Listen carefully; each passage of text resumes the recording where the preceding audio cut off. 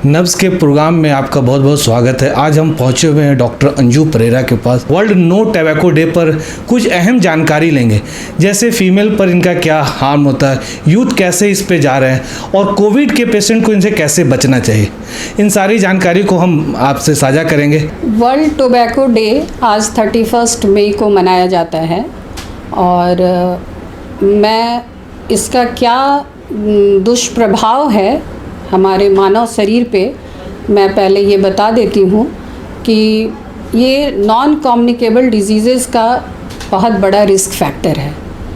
ये respiratory diseases, cancer, तरह तरह के कैंसर जैसे oral cancer, lung cancer, ovarian cancer, cervical cancer, ये सबको के होने में बहुत बड़ा रोल निभाता है।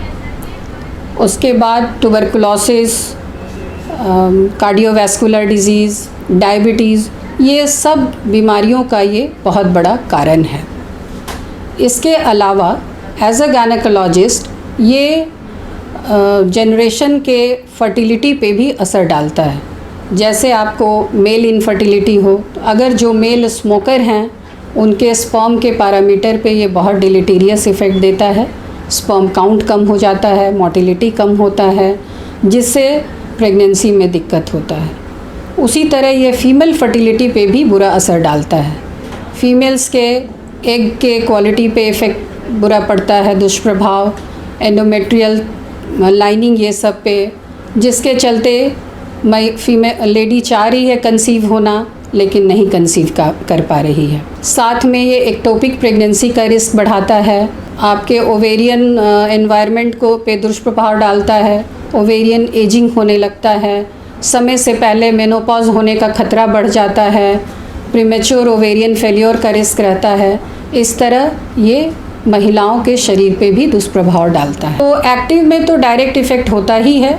इसके अलावा अगर सराउंडिंग में फ्रेंड्स स्मोक कर रहे हैं, हस्बैंड स्मोकर है, पैसिव स्मोक का भी इफ़ेक्ट उनके शरीर पे बराबर ही पड़ता है। जो WHO का रिपोर्ट क्या बताता है इस पर? WHO के हिसाब से इस बार 2020 जो है मतलब 2020 जो world tobacco day, no tobacco day मन रहा है, इसका यही थीम रखा गया है कि protecting youth from industrial manipulation and preventing them from tobacco and nicotine use. Youth को फोकस किया जा रहा है क्योंकि ऐसा देखा गया है कि प्रतिवर्ष 8 मिलियन करीब लोग इस स्मोकिंग और टोबैको यूज़ के कारण उनका डेथ होता है। और देखा जा रहा है कि फ्यूचर को फ्यूचर जनरेशन जो है यूथ हमारा, उसको टारगेट किया जा रहा है।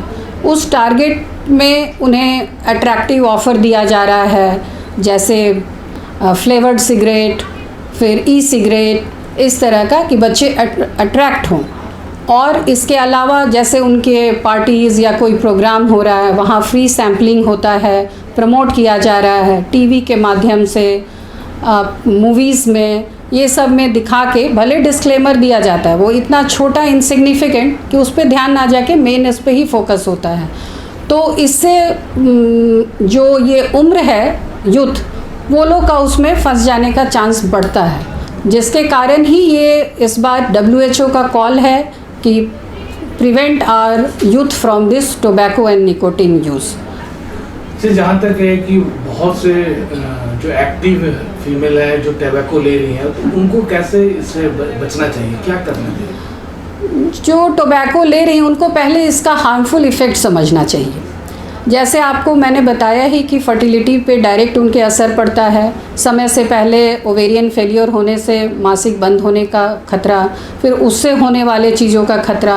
अगर प्रेग्नेंट लेडी है वो टोबैको लेती है या उसके आसपास इस तरह का अगर ये है, तो प्रेगनेंसी में भी इसका बहुत सारा डिलीटेरियस इफ़ेक्ट है, जैसे कि प्रेगनेंसी कंसीव करने में दिक्कत होना due to effect on fertility.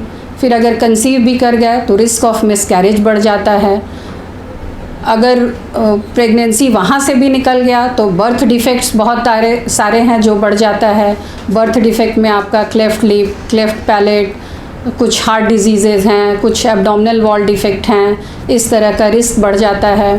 फिर बच्चे का इंट्रायूट्राइन ग्रोथ कम होने लगता है, जिसके चलते IUGR baby, low birth weight baby deliver होने का खतरा बढ़ जाता है। समय से पहले दर्द होना, प्री टर्म डिलीवरी जिसके कारण प्री मैच्योरिटी का खतरा, फिर आपको पानी का मैंने pre mature rupture of membrane होने का खतरा बढ़ता है, सडन IUD होने का खतरा, मैंने अंदर ही गर्भ में अचानक बच्चा चलना रुक गया, उसके स्वास्थ्य पे बैड इफ़ेक्ट पड़ने के कारण स्टिल बर्थ होने का खतरा, ये सब प्रेगनेंसी रिलेटेड बच्चे को खतरा ये सब रहता है। और साथ में मदर को भी प्रेगनेंसी रिलेटेड ये कि उसके चलते प्लासेंटेशन में डिफेक्ट आ जाता है, अचानक एब्रप्शियो प्लासेंटा, अचानक प्लासेंटा अपने ये को वॉल को छोड़ने लगता है, जिसके कारण ब्लीडिंग होने लगा तो समय से पहले डिलीवरी का फिर खतरा आ जाता है, लो लाइन प्लासेंटा बनने का खतरा रहता है। और मदर में ये सब बैड इफ़ेक्ट तो, और फिर जो जनरल कारण है कि उनको भी diabetes, heart disease, lung diseases, ये सब का रिस्क, प्लस सर्वाइकल कैंसर, जो कि बहुत सारे उसके फैक्टर्स हैं, लेकिन उसमें एक इम्पॉर्टेंट स्मोकिंग भी है। तो जब जो चीज़ इतना हानि कर रहा है किसी के शरीर को, तो उसे लेने का फ़ायदा नहीं है, उसे छोड़ने में ही भलाई है।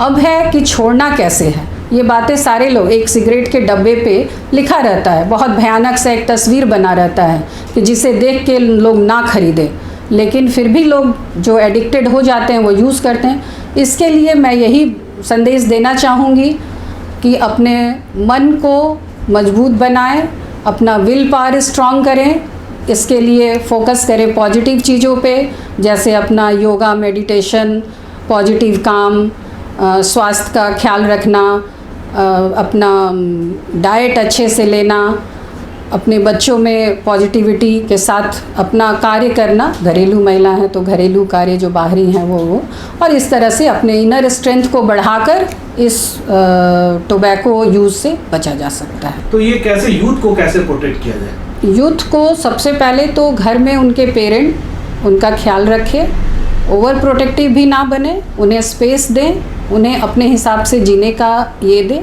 उन्हें सिखाना समझाना हमारा कर्तव्य है, जो कि हम बखूबी करें, और साथ में उनके साथ दोस्तों की तरह व्यवहार करें, उन्हें अपना एक्सपीरियंस शेयर करें, अपने कॉलेज लाइफ का, कॉलेज टाइम का, उसका फ़ायदा घाटा सब बताएं, और साथ में ऐसे उन्हें बड़ा किया जाए कि वो अपने स्ट्रॉन्ग विल पावर को समझें।